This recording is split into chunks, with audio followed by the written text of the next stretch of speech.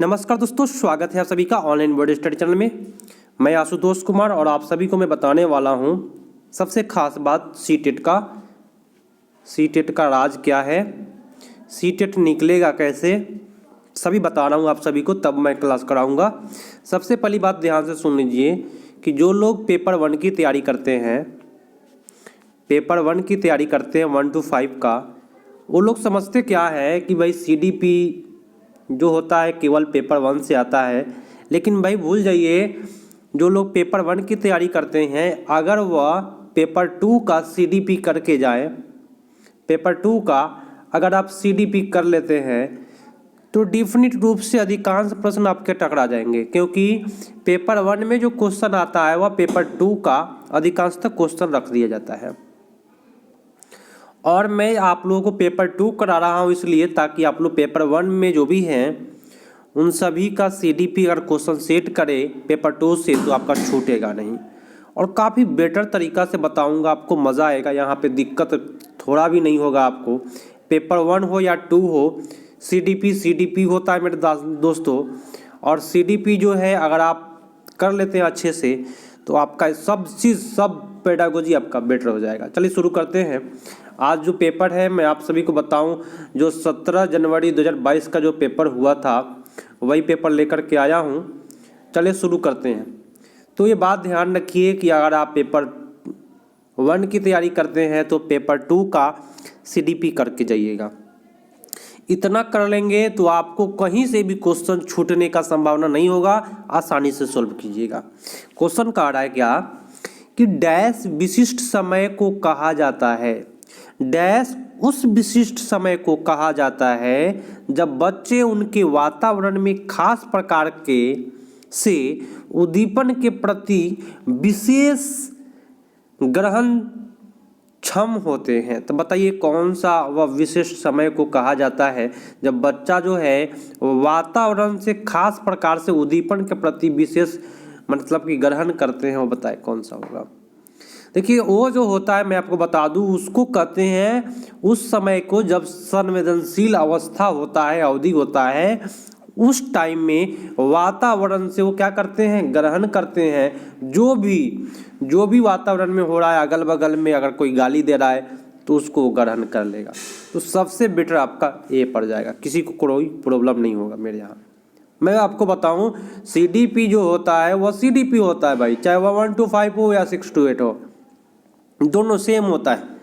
ठीक है, तो उधर का क्वेश्चन इधर सेट करेगा और इसको भी करके आप लोग को जाना है, तभी आप बेटर कर पाइएगा, नहीं तो फेंका दीजिएगा। ठीक है, देख लीजिए क्या कह रहा है कि बच्चे के विकास के प्रगति को दूसरे बच्चे की तुलना करके सही ढंग से शुद्धता से सटीकता से मापा जा सकता है, या सटीकता से आप नहीं माप सकते, यहाँ गलत बोल रहा है।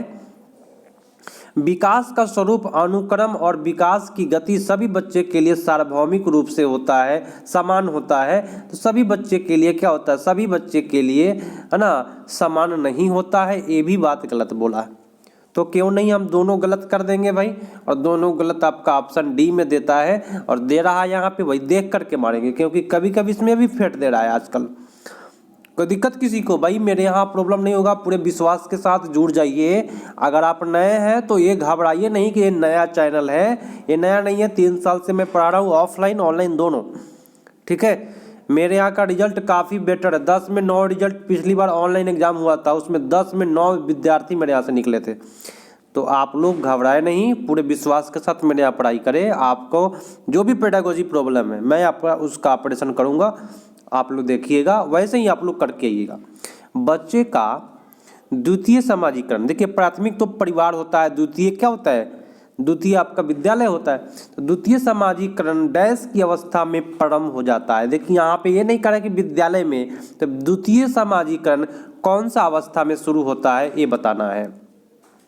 देखिए शैशव अवस्था तो 0 से लेकर के 2 वर्ष होता है, तो ये तो होगा नहीं, विद्यालय वाली बात यहाँ पे नहीं होती है।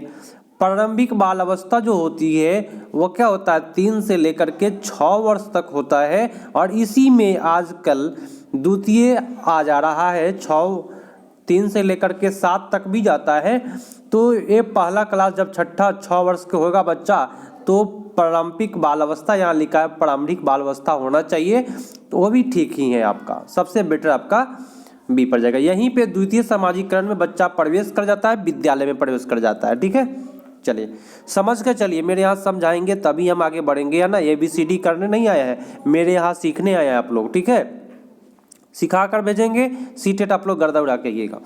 किस चरण में बच्चे के परिकल्पनात्मक कथन पर काम कर पाते हैं और कथनों में तार्किक संबंध देख पाते हैं? ये देखिएगा, ये क्या लिखा हुआ है, तार्किक संबंध कहीं भी रहे तो यह संवेदी अवस्था होता ही नहीं है भाई, तार्किक, है ना।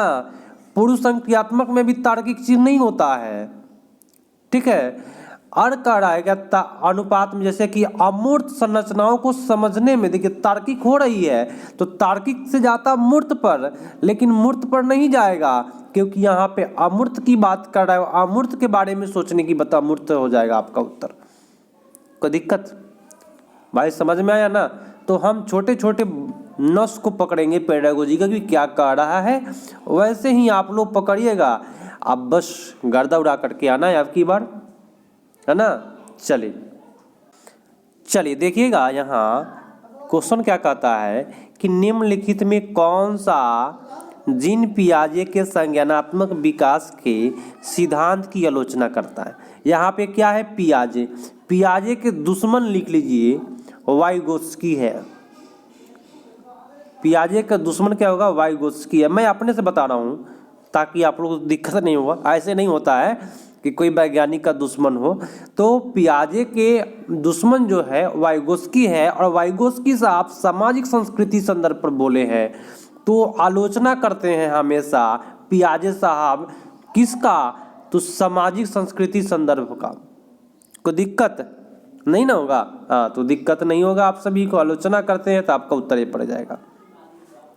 कारण जीन पियाजे और लेई वाइगोत्स्की ने सीखने की समझ को डैश प्रक्रिया से डैश प्रक्रिया में स्थानांतरित किया है। दोनों ने सेम ही किया है, तो निष्क्रिय से सक्रिय ना करेगा भाई, कि सक्रिय से निष्क्रिय करेगा, बाद में करेगा निष्क्रिय हो गया भाई, नहीं ये गलत बात बोला, है ना।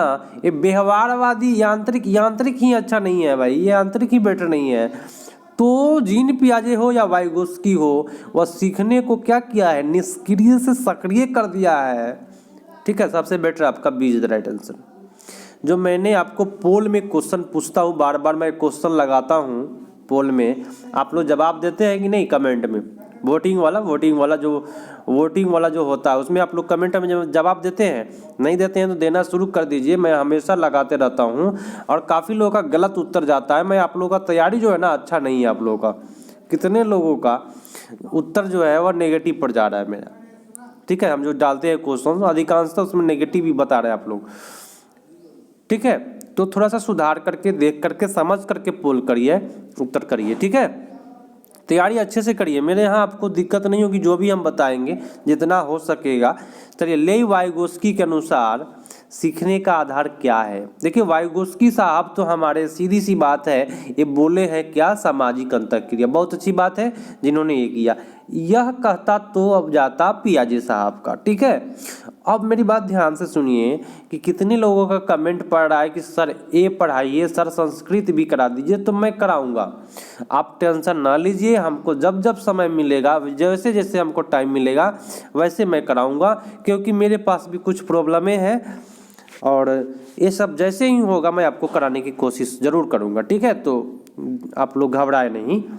लॉरेंस कोलबर्ग द्वारा प्रतिपादित नैतिक विकास के किस स्तर पर व्यक्ति विश्वास रखते हैं कि समाज को अपने नियम में समय के साथ बदलाव करने की जरूरत है। मतलब कि समाज में नियम को बदलने की आवश्यकता है।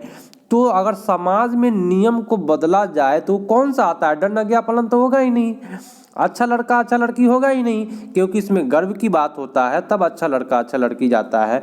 तो सामाजिक क्रम नियंत्रक अभिविन्यास बोलते हैं, अनुबंधन अभिविन्यास नहीं। यहाँ पे आपका उत्तर सबसे होगा सामाजिक क्रम नियंत्रक। नियंत्रक मतलब हो गया यहाँ पे नियंत्रण करने वाला, मैंने समाज से अब नहीं होने वाला है, इसलिए बदलना पड़ेगा, मतलब कि कानून की ओर जाना है। तो सबसे बेटर आपका सी जाएगा।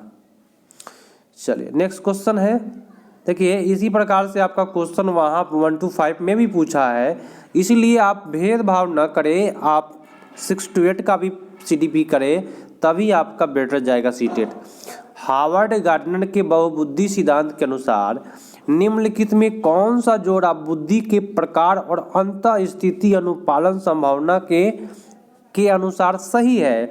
तो गार्डनर साहब हमारे बोले हैं बहुबुद्धि सिद्धांत के बारे में, तो बुद्धि एक प्रकार की भाषिक और अंतः अनुपालन संवेदना का लेखापाल एक प्रकार से नहीं है।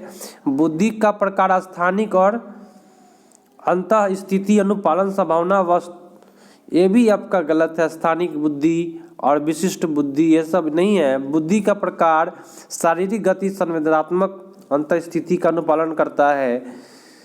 बुद्धि का प्रकार प्रकृति अंतःक्रिया का अनुपालन। इसमें देखिए सब हो जाएगा आपका ऑप्शन, इसलिए इसमें एक भी ऑप्शन सही नहीं है। यहाँ पे आपको सीटेट आयोग ने इस पर नंबर भी दिया हुआ है अलग से, तो इसका एक भी उत्तर सही नहीं है। ठीक है, छठ का थोड़ा सा मौसम है तो अगल बगल के आपको आवाज सुनाई देंगे।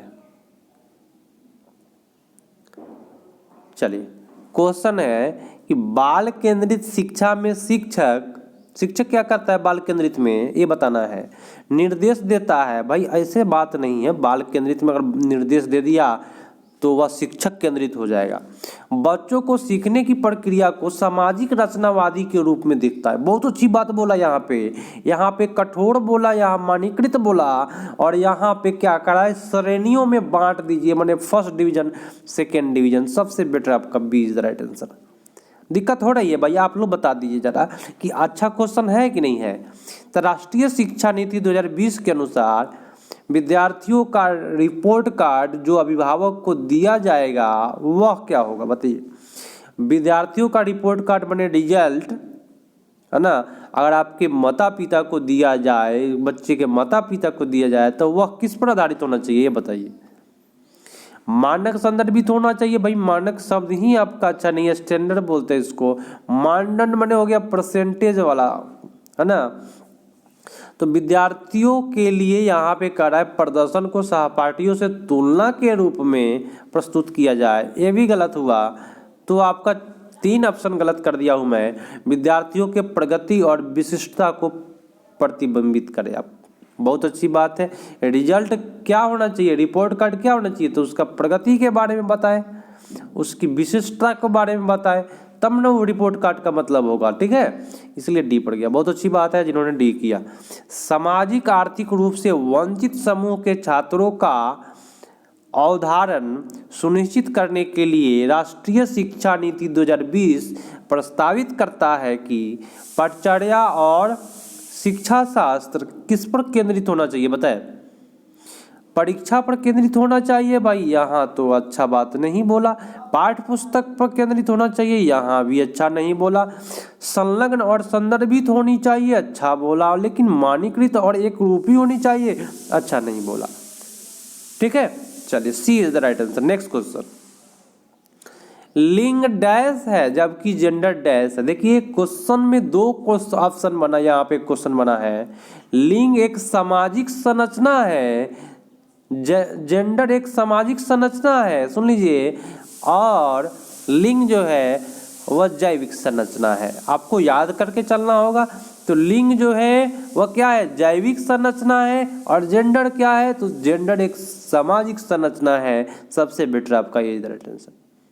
क्लियर हुआ? याद रखना आपको कि लिंग जो है वह जैविक संरचना है और समाज और जेंडर जो है वह सामाजिक संरचना है। कोई दिक्कत किसी को नहीं होगा मेरे यहाँ, आपको अच्छा लगेगा आपको क्लास। भाई आप मेरे चैनल पर नए हैं तो जुड़िए, दिक्कत नहीं होगी मेरे यहाँ। बच्चों का मूल्यांकन करने के लिए शिक्षकों को निम्नलिखित में से किन तरीकों का प्रयोग करना चाहिए? बताएं। तो समूह में कार्य करेंगे, कक्षा में भागीदारी बच्चों को देंगे, पोर्टफोलियो जरूरी है, प्रस्तुतिकरण जरूरी है, सब चीज जरूरी है मूल्यांकन करने के लिए। तो आपका D is the right answer.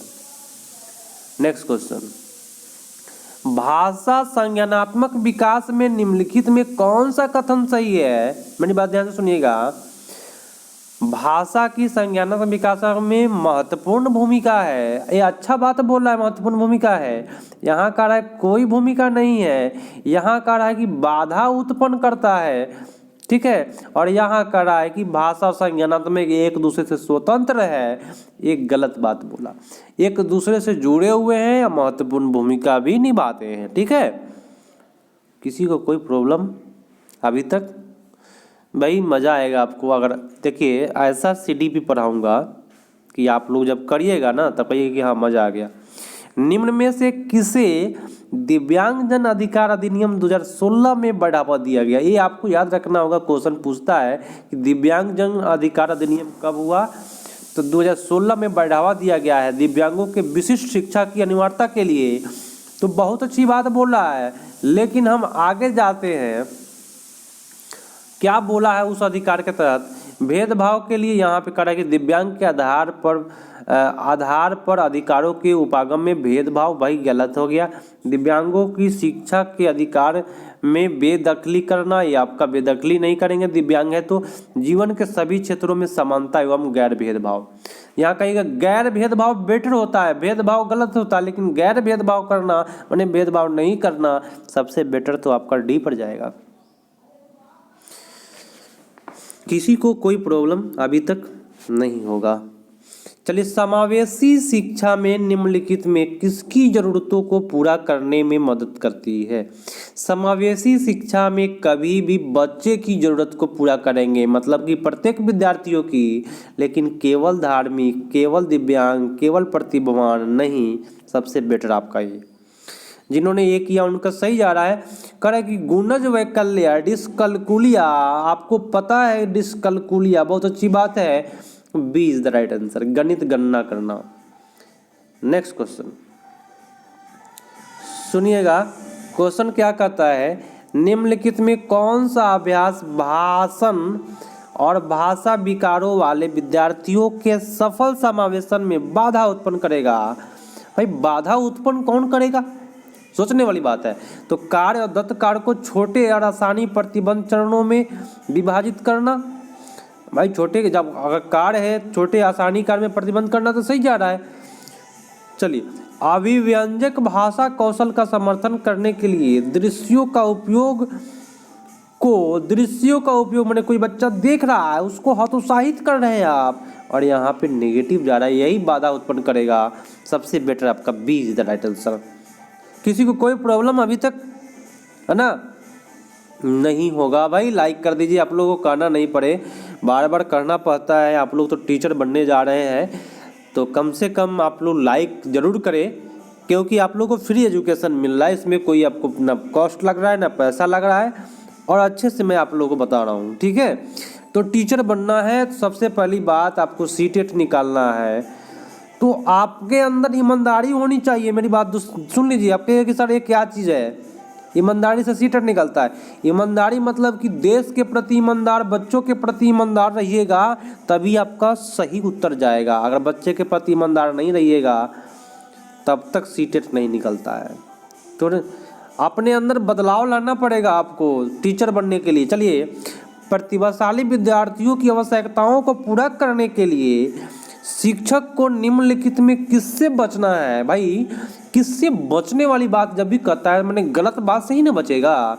तो विद्यार्थियों को स्वतंत्र परियोजनाओं को आगे बढ़ने की अनुमति देना अच्छी बात है, पश्चर्या त्वरण के लिए लचीलापन को अपनाना अच्छी बात है, लेकिन एक आयामी पाठ्यक्रम लागू करना, यहाँ पे इससे बचना है भाई। एक आयामी पाठ्यक्रम लागू नहीं करना है, बहुआयामी पाठ्यक्रम लागू करना है, तो सबसे बेटर आपका सी इज द राइट आंसर। किसी को कोई प्रॉब्लम अभी तक नहीं हो रहा है भाई, आप लोग घबराए नहीं, सीटेट आपका निकलेगा। सीडीपी आप करें 6 to 8 का भी करके ही जाए। देख लीजिए, इसमें कहीं लिखा है कि 1 to बच्चा 6 से लेके 8 वर्ष का है वही प्रश्न नहीं पूछेगा ना भाई, लेकिन सीडीपी तो सीडीपी है, आपको आना ही पड़ेगा इस पर, नहीं तो दिक्कत हो जाएगी। किसी नए संप्रदाय का शिक्षण शुरू करने से पहले एक शिक्षिका को पूर्व अपेक्षित ज्ञान की समीक्षा कर लेनी चाहिए। यह विद्यार्थियों को नए संप्रदाय को समझने के लिए आवश्यक जानकारी को ध्यान में लाने में मदद करेगा। तो मेरी बात सुनिएगा, अच्छी बात है भाई।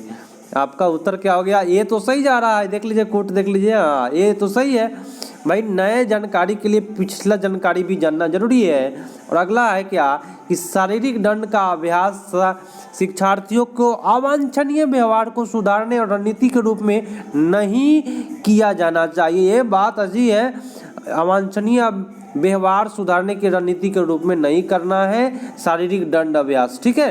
तो ये भी सही है, लेकिन भाई व्याख्या नहीं कर रहा, दोनों अलग अलग बात बोला है, इसीलिए आपका उत्तर बी पड़ जाएगा। कोई दिक्कत? तो अगल बगल का साउंड आपको परेशान करेगा, हमको तो खुद परेशान कर रहा है, लेकिन हम करा करके ही छोड़ेंगे। जब आप लोग को बोल रहे हैं तो करेंगे ही, ठीक है।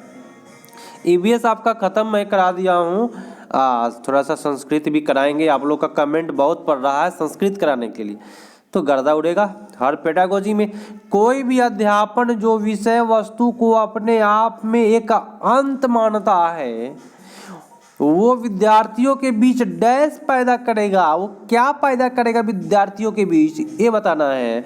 देखिए, अंत मानता है तो महारत के लिए सराहना करना, नवाचार की इच्छा करना, सीखने की प्रक्रिया अन्वेषण के लिए प्रतिरोध करना, क्या पैदा करेगा बताए?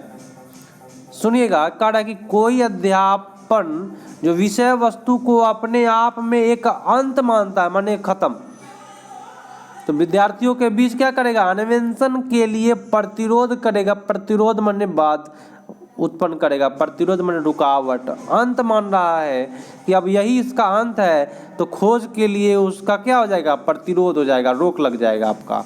सबसे बेटर आपका डी पड़ जाएगा।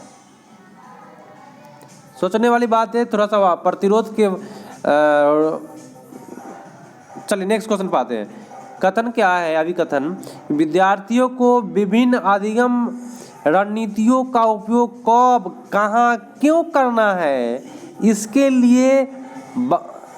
बारे में स्वयं नियामक ज्ञान सिखाया जाना चाहिए। ये क्या सही बोला? अच्छी बात है।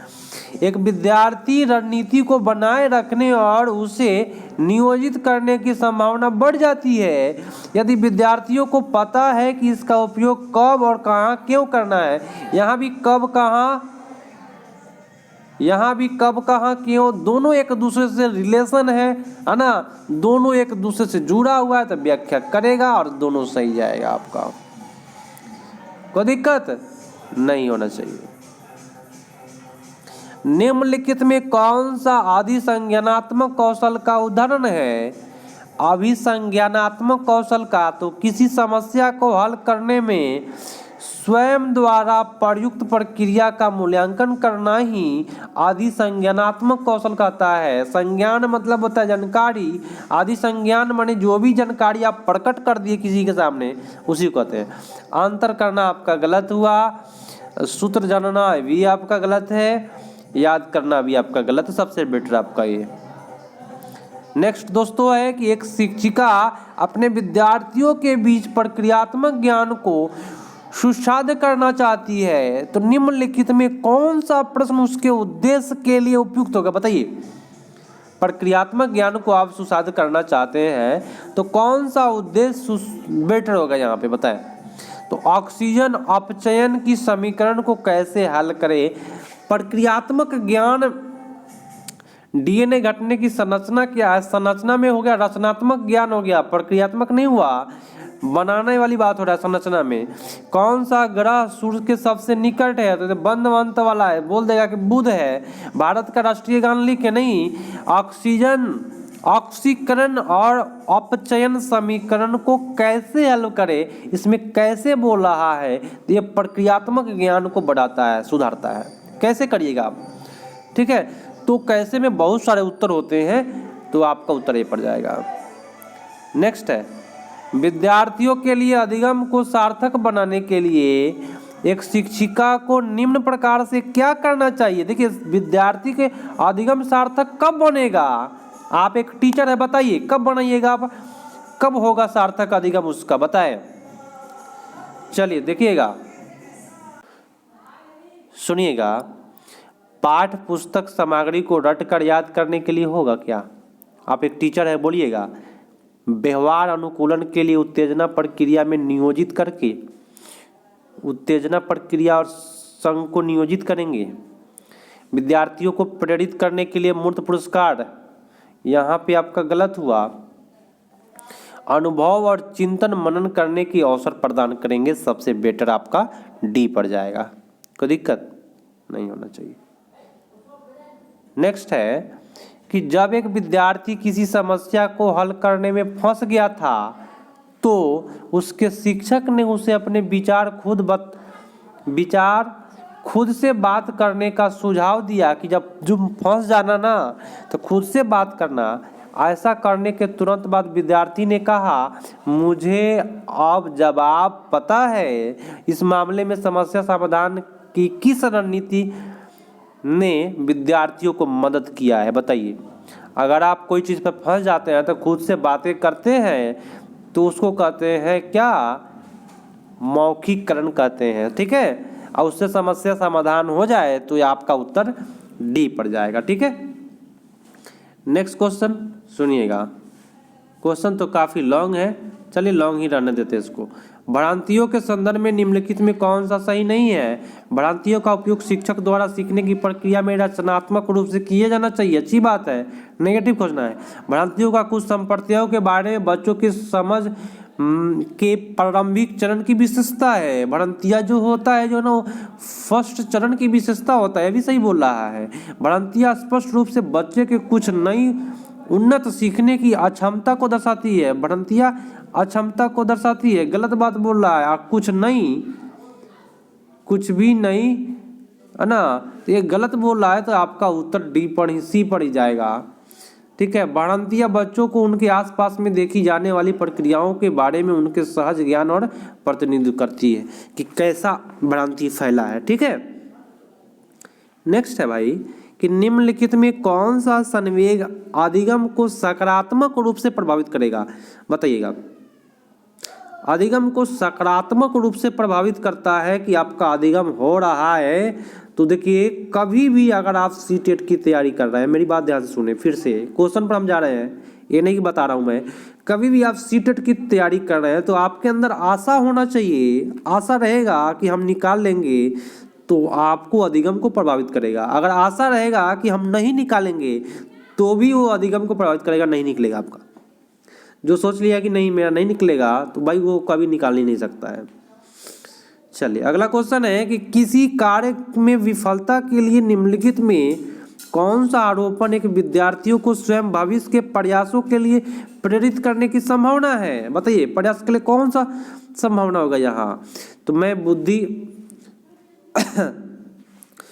बुद्धिमान नहीं हूँ, भाई ये गलत बात बोला है। बुद्धिमत्ता स्थिर है, ये भी गलत बात बोल रहा है ना।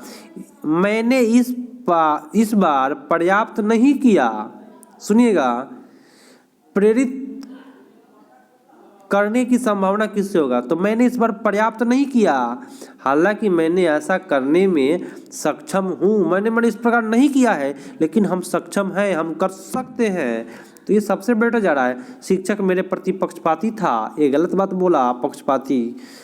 आपका सबसे बेटर बी पर जा रहा है अभी तक। ये भी देख लेते हैं, यह विशेष पक्ष परीक्षा मंगलवार को ही पड़ती है, भाई गलत बात बोला, मंगलवार को ही पड़ता है, ये गलत बात है। तो सबसे बेटर जो आपका जो गया है आपका बी पड़ गया है। भाई फिर से मेरी बात सुन लीजिए ध्यान से, आप सभी नए हैं तो सुन लीजिए, अपने दोस्तों को जोड़िए। एक सेकेंड, क्योंकि मेरे यहाँ जो भी पेडागोजी होगा ना आपको गर्दा उड़ा के होगा। तो ये सीटेट का पेपर टू था, सॉरी। तो सीडीपी जो होता है ना, पेपर 1 और 2 कोई भेदभाव नहीं होता है। पेपर 2 का पेपर 1 में सेट कर देगा। तो अगर आप पेपर 2 पढ़ के नहीं जाइएगा तो फेंकाने का चांस बहुत ज़्यादा हो जाएगा। वहाँ पे फेंकाने क्या, नंबर कम आएगा, दूसरा क्या।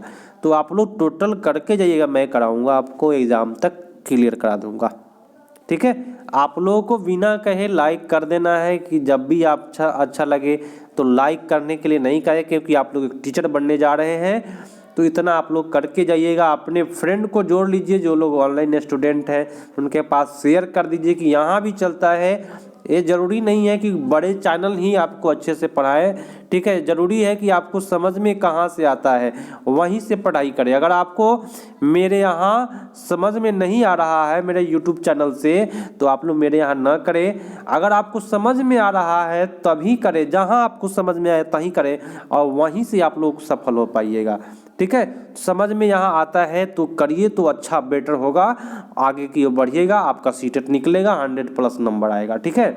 चलिए, ज़बरदस्ती पढ़ाई नहीं होती है। तो मिलते हैं भाई अगले पार्ट में, तब तक के लिए धन्यवाद। जय हिंद।